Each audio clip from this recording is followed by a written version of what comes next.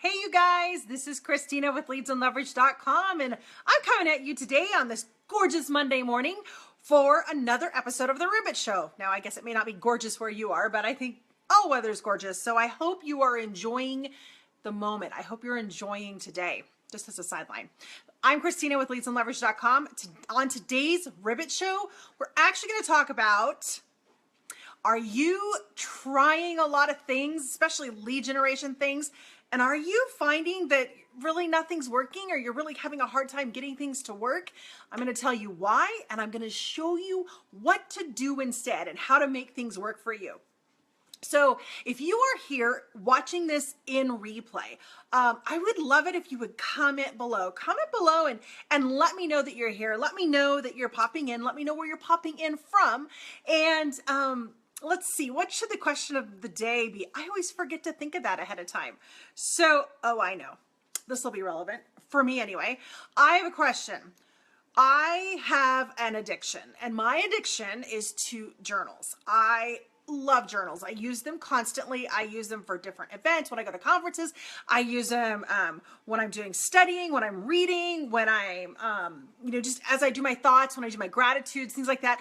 I use them constantly. So I'm curious, are you also addicted to journals? Do you go out and buy a lot of them? And the reason that I'm asking is because, it's school supply season and I get a little bit crazy when we walk into a store, and guess what? I was in Home Goods the other day, and you'd think that I wouldn't have any issues in Home Goods, but we were in Home Goods looking for something else, and I kept walking by all these journals. Oh my goodness. And so some of them just feel so neat. So I picked up some. Anyway, so when I checked, I was putting them all together in a drawer. I was checking and counting, and my husband says, so how many do you have? Because he knows this is an addiction for me. And here's the problem. I have 27. I have a stock of 27, but like I told him, I tend to use 5 at a time. I have 5 different things that I use them for. So I use 5 at a time. So that's not too bad, right? Of course, right. Hopefully that works with me. So here's the thing. Today's topic, if you are watching, I'm going to check the screen, see if anybody is watching, see if we're having any issues with projecting. If I'm talking to you, talking to myself, I'm not sure. It looks like we're coming up on the page just fine. So we're good. It's not showing me if anybody's on here. So if you're making comments, comment below. Definitely let me know if you're here, where you're popping in from, and let me know if you have a journal addiction. That would be great. So, all right, you guys, let's kind of start this. If you are watching this live with me, like I just talked to all my replay watchers, what about you watching this live with me? Do me a favor and comment below. Let me know that you're here. Let me know where you're popping in from, and I want to know if you have an addiction to like journals or stationery, or I know some people have addiction to calendar systems. I'm really glad that I'm not letting myself be addicted to calendars, because you really only need one calendar. But journals, I can justify having lots of them. So curious what your little stationery addiction is if you have one. Today we are going to talk about, basically this started because one, I've been doing a lot of, I'm looking at my computer to make sure I have all my notes ready. I have been doing a lot of mindset work this year on myself. Kind of how I process things, how I see things. I want to be proactive and not be reactive. And so I'm really working on that. And there's a lot of places that I want to go in my life and just changes in me and stuff. So I've been working on a lot of mindset work. And I noticed this. I was at a gathering with some other women a couple weeks ago. And we were at a thing, and see, through this mindset work, what's happening is a lot of things are changing that I didn't notice in myself that I wasn't actually pursuing. Meaning, for example, my nutrition habits are completely changing because I'm looking at, I want energy and I want focus and I want mental clarity. And so I've noticed that something that I eat or drink even 2 and 3 days before still has an effect on me. So I know a lot of people do a lot of different, they have a lot of different reasons that they eat better and stuff, but I'm going for mental clarity. I'm going for focus. I want to give more. I want to do more, and not more quantity. I just want to do more. I want to be a better person and give more of my all. So I've been noticing that it's been easier to commit to things. I've been more committed. It's not even a thought. I don't have battles in my mind with some of the things that I used to have battles with. So I was at this gathering, and this is all related to what we're going to talk about today. I was at this gathering, every time we go, there's food. Okay. Our culture loves food. Our culture loves having food around.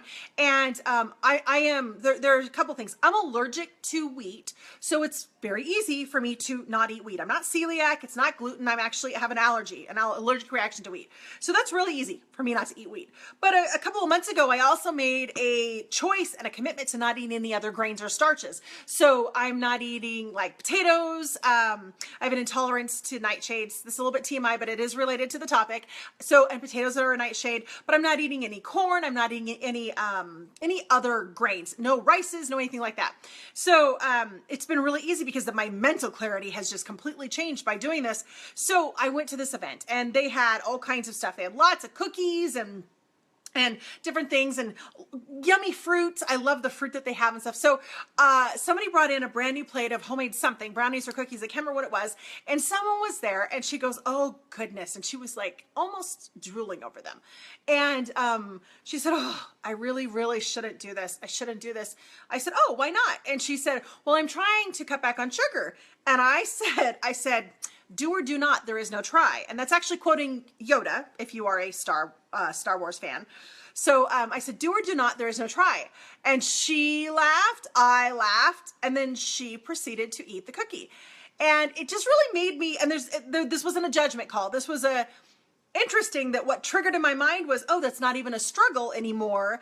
But what it did is it got me processing, got me thinking about, why is it things don't work for me, for you, for other stuff like other people? Why things don't work for us? Why is some lead generation just not working for us?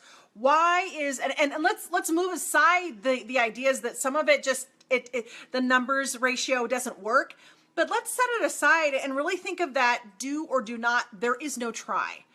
And here's what I want to do. What it showed me, her statement that I'm trying to cut back on sugar. Okay. I have been there in this scenario and been there in that. And when you say try, you're giving yourself an out. You're giving yourself a justifiable reason why you don't need to commit. So it basically shows our commitment level. So when we say we're trying something, using that word subconsciously shows our commitment level to it. So Yoda's right. You either do it or you don't. You don't try. There's no in between. So I really wanted to talk about this today and see where you guys were. It's amazing how our words dictate our actions without even realizing it. You know, like I'm going to try to lose weight, or I'm going to try I'm going to try door knocking, or I'm going to try cold calling, or I'm going to try Facebook ads, or I'm going to try XYZ. You insert whatever you want there. So when we use the concept try, when we use the word, we introduce that concept. We're giving ourselves an easy out. We're giving ourselves a justification. And that sounds fun. And I know this, guys, I'm living in this. I'm living proof of this. So this is not a judgment at all. This is a reality of the words that we use show our actual commitment level to the actions that we're taking or not taking. So when we're thinking about this and we're thinking about lead generation that's not working, I hear a lot of times about things like, well, I tried open houses. Okay. So when you start digging deeper, well, what exactly did you try? Your open houses, you know, what did you do? Well, I did two. I did one last weekend and this weekend on the same day, you know, both on Saturday, this time to this time. And I'm like, okay, so why only two? Because that's not actually trying. That's just doing two open houses. And what did you do before and after, etc. So there was no effort put into it except to maybe put up the signs and the directionals and physically sit at the open house. The same thing with Facebook ads, guys. Same thing. I tried Facebook ads, and when you dig deeper, what we find out is that we're boosting a post, and that post is just to a listing, or and there's no call to action. There's no way to capture any leads. Or I tried direct mail. See, using this concept of try basically is not, we're not doing it. So we should, I am like advocating for the idea of let's get rid of the word try from our vocabulary. We're either going to do it or we're not going to do it. And it's a little bit scary because when you say, okay, I'm going to try, no, I'm not going to try this. I am going to do this. I commit to doing this. It's different. It's a different commitment. And you guys, it also makes us realize that, ooh, I'm a liar. Because if I say I'm trying something, I can kind of be excused from it because I tried it, right? But when I say I'm going to do something and I don't do it, that's me. That's my commitment level. So I'm curious what you guys are experiencing. Do you agree with that? I mean, Yoda, I know it was George Lucas, but very wise statement. It's do or do not. There is no try. It's a very wise statement. And when we implement that statement into everything we do, it means we're going to commit. We're either going to commit or not, period. There's no try. Amy says, I love the bullet journal system and my Shinloa journal. I'll have to look at that, Amy. I haven't heard of that before. Welcome, Donna. Donna says, I don't know where I heard this, but someone said when you say trying, you're really saying failing. Yeah, in a sense, I really think that is. It's more when we're saying the word trying, we're giving ourselves permission to not do it. And it's risk averse, risk, whatever. I don't know the words. But we're trying to not feel like we're going to experience any risk in it. And we don't want to actually put ourselves forward because I think deep down we are kind of afraid something won't work. And so therefore we try it so that we can say, yeah, it didn't work. Or we can say if we fail, oh, we just tried it. It didn't work. And so it's the same thing. It all works. It's all the same thing as weight loss and getting organized and all the stuff. Leisure, it's all the same mindset. It's all the same verbiage that we're using. Amy says, out of Detroit, super cool brand. You know what? I'm gonna look in that. Look at that. Well, no, actually, I'm not yet. I have 27 journals. I'm not gonna do that yet. But I will. That's awesome though. So I am curious. I'm actually wrote an article for Inman. It's still in the editing process. But one of the things is, when we use the word try, and I'm going to read you a couple little key points from this article. When we use the word try, we are fooling ourselves. We're actually deceiving ourselves and lying to ourselves. So saying we are trying to do or not do something is an easy way to feel good about ourselves while simultaneously not doing anything for ourselves. And I did a little bit of research on this article. I do on most of them, but this one is even more. I know people that have quit smoking, okay? Cold turkey. They completely quit smoking cold turkey. One day they just decided that they weren't smoking anymore. That's it. And they never smoked again. Don't get me wrong. I'm reading from the article that I wrote. Quitting cold turkey doesn't mean it's easy. Not by a long shot. It just means that they understood the truth, that they had to take a stand and be committed to that stand 100%. So I also know people that keep trying to quit smoking, okay? They do the cutback method and the patch method and the acupuncture method. I looked all these up. And the hypnosis method and the prescription method and so on and so forth. And one of my relatives quit smoking during her pregnancies and started right back up after her babies were weaned. So it's like, in other words, smokers try a variety of methods but never end up quitting smoking permanently. Sometimes a method works for a few days, weeks, and months, but in the end, they continue smoking. The most successful method is making the commitment to stop smoking and then doing it. So that's an example, okay? It's not easy. None of this is easy, but anything that we want to do or achieve, if we want to lead generate, if we want to change, if we want to lose weight, if we want to smoke, any of that, we have to commit to it, and we have to say we're going to do it, not try it. And please know that I am not trying to decrease in importance the journey, the ardor of the journey. It's not an easy journey. None of this is an easy journey. But the success that we're going to see is when we commit to the do, not the try. Trying is not a commitment, but saying you're going to do it is. So I'm curious. Oh yeah. So Mari says it's so true. I was trying to lose weight until I started doing LCHF. Is it low carb something? I don't know what that is. Mari, but it is until you commit to something, say you're going to do it, share that, say it out loud, because then you start realizing the triggers are there. So it's the same, and I'm bringing this back to lead generation. It's the exact same thing in lead generation. If you want Facebook lead generation to work for you, you got to commit to it. And because that's what I teach you guys, that's kind of where I'm going with this, but you have to commit to it. You have to commit to not exclusively of everything else, but you got to say, I'm not try it, that I'm going to do it, and then actually do it. Do the pieces that you have to implement. You don't have to know everything. I mean, for example, when people are trying to lose weight, they don't know what every day is going to be like. They don't know what every experience is going to be like. You can't plan ahead for every event. You can't plan ahead for every possibility. It's the same thing with Facebook ads. Exactly the same thing. You may not know all the tech for this stuff over here, but you know what you need to do here, so you need to do that. So that there's all this, do the do part. You do. Try has to get out of our head. We have to get that out of our head. We have to just, use the force and pull in Yoda every time we need to. Do or do not. There is no try. And what is the most amazing thing is when I started really noticing this about myself, I was like, it was actually very interesting is I didn't realize I had changed that term, that word in my vocabulary in the process until a couple weeks ago. Like I said, that example that I showed with you or shared with you earlier in the video, I didn't realize until that happened that I went, oh, wow, my commitment is different. I actually made a commitment. She did not. And I didn't realize that that's what I had been doing. So it was really interesting seeing that play out with someone else and me recognizing going, oh, yeah. So then I started processing, what else am I saying that I'm trying that I really want to be doing? And what is that? Outside of lead generation, what is that? Is it saying that, yeah, I'm a good parent, or I'm trying to be a good parent? Well, what are you doing to be a good parent?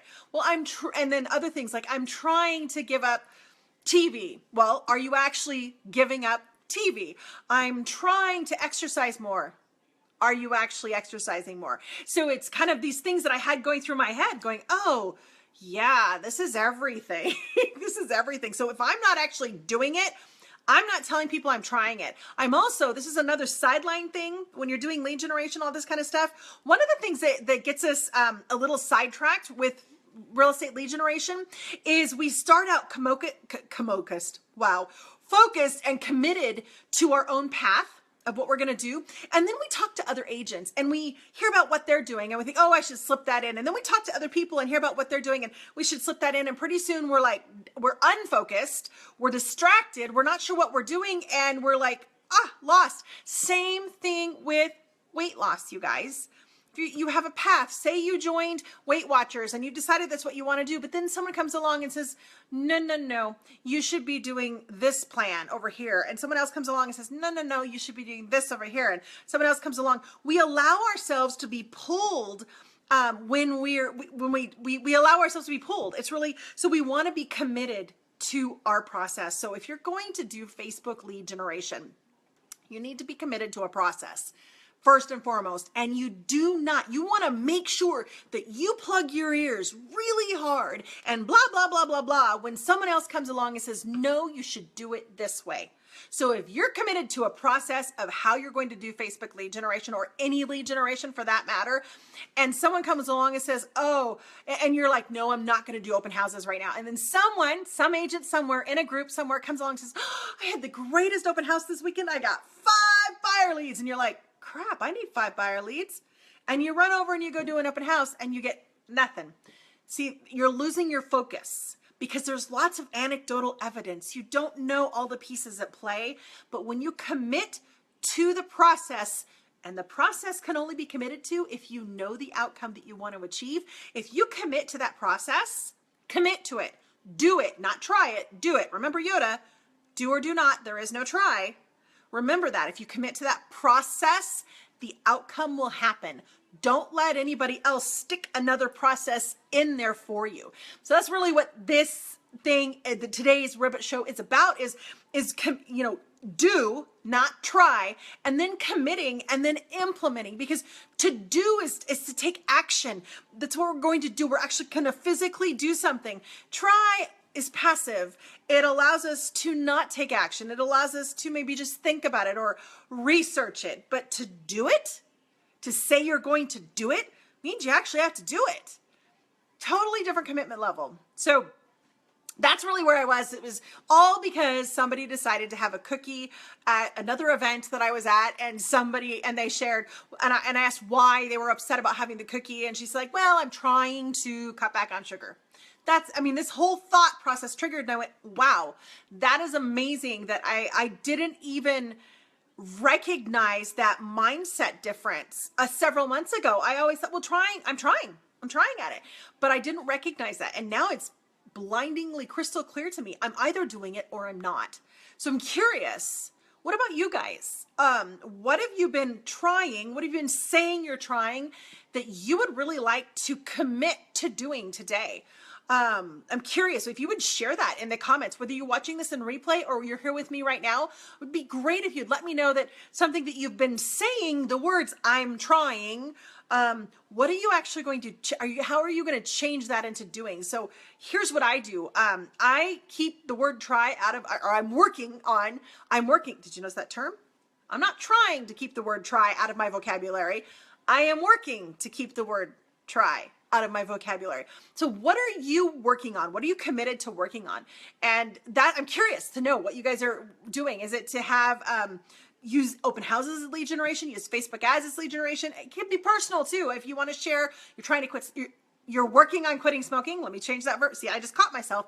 You're working on losing weight. You're working on exercising. You're working on spending more time with your family. What is that for you? What are you going to change? What phrase have you been saying that you're trying to do that you now want to change to I am working on or I am doing? I'd be really curious to know. So if you guys would comment below, that'd be awesome. If I could hear that from you guys and get some feedback. And I'm going to get a drink of water real quick while I'm waiting for you guys. This is the one thing I can't go off, well, I can go off camera, but I can't go off camera and hide my drinks of water. Sorry about that. But I am curious to know. I know Mari was saying she was trying to lose weight. She actually started doing something she committed to. Because, we have all of these excuses why things don't work. And I think that us using the word try allows us to be okay with our excuses. And it's not a productive place to be. And it's one thing to say, I am not going to do X, Y, Z today. But it's another thing to keep telling ourselves that we're trying when we're not actually doing, because then we just feel like crap because we never succeed at it, or whatever we're working on doing. We never actually succeed at it. And then we're just frustrated. Donna says, I was trying buyer ads and was not happy with the results. So I made a 360 and committed to doing a Facebook seller ad campaign, which I started last night and will stay with it for a total of the 7 days you suggest. Awesome. So that's the thing, staying with it through the process. Focus on the process, not the outcome. Now you have to set up your process according to the outcome you want. But if you keep focusing on the outcome, it's just like losing weight. And I keep using this because I think everybody tries to lose weight at some point.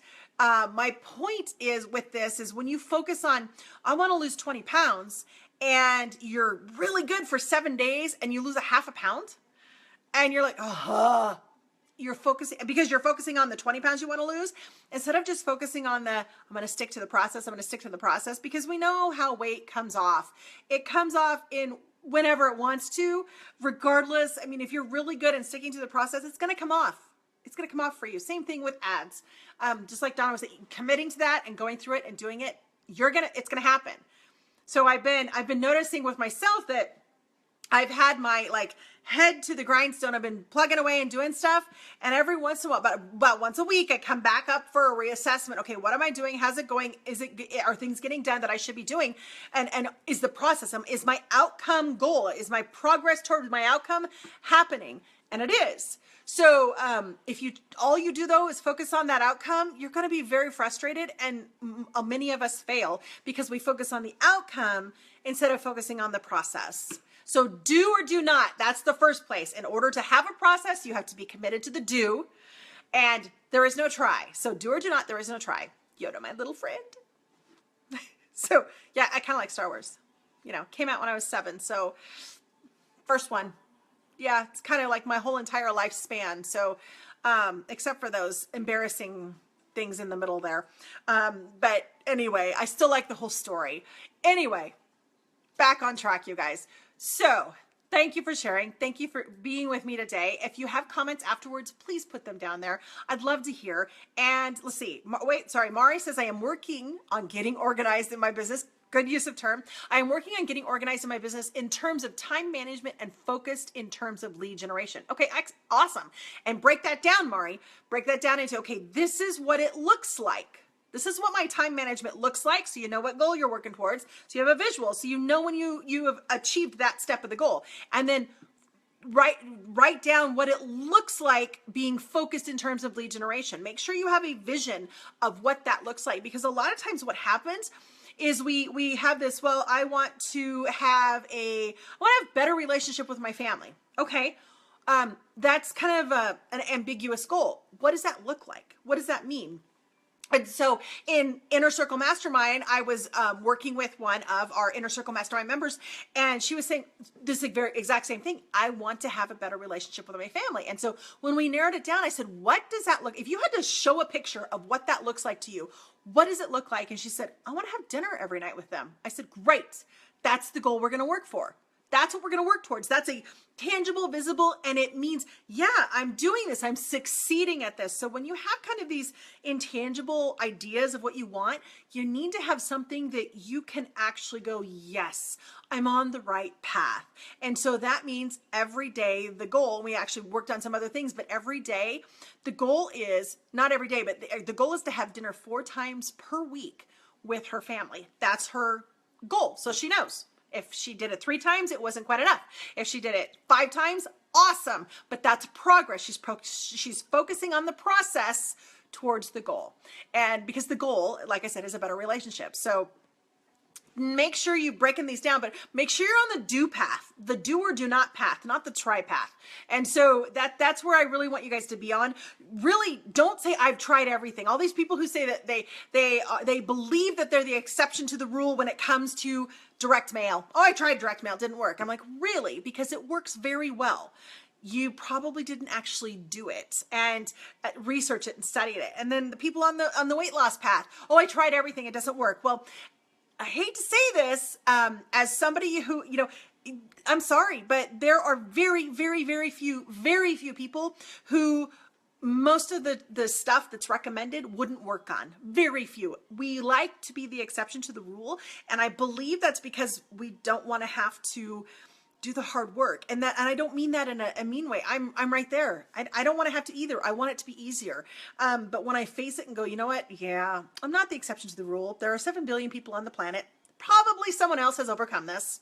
How do I need to do this? What do I need to do? So guys, when you are trying all these lead generation things and you're saying that direct mail doesn't work, but yet it's working for other people, you're not actually doing it. If you're saying that open houses don't work, but it's actually working for other people, you're not actually doing it. And it's okay to not actually do it, but don't say you're trying something, because that's kind of, you're not really giving it a good effort, a good commitment. So we need to recognize that, and then we need to be committed and we need to do it. So whatever that looks like, make that happen for yourself. So on a side note, I have a 5-day Ribbit episode coming up. It's either next week or the week after. I can't remember for sure, but it will be up on the event planner or event calendars on Facebook. But here's what I'm going to do, you guys.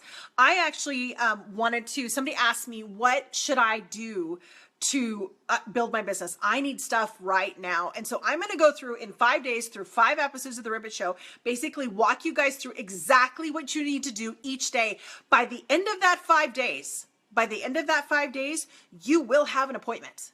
You will have an appointment for a listing or a buyer. Additionally, by the end of 30 days, if you keep repeating what I teach you, by the end of 30 days, you will have at least 1 listing, if not 2 or 3, and you will have more buyer appointments. It's not rocket science, but our commitment level, that has to happen. You have to be do, not try. And you actually have to do things and set yourself up. So you're not trying to grab at the stuff that's immediate. I'm going to set you guys up in layers. I'm going to tell you how to set yourself up in layers. And so that'll be coming up. I believe it's the 1st or 2nd week of August. I need it'll be on the calendars and event things so you guys are aware. So there you go. So it's been awesome joining you guys on today's Ribbit episode. Thank you for being with me. Please keep letting me know your questions. You can comment below. You can put them on the page. You can put them in the Facebook groups. Either one of the two, like the Facebook for Real Estate group that I help admin. Let me know what your questions are. I want to help you. So have a fabulous day, you guys. Bye.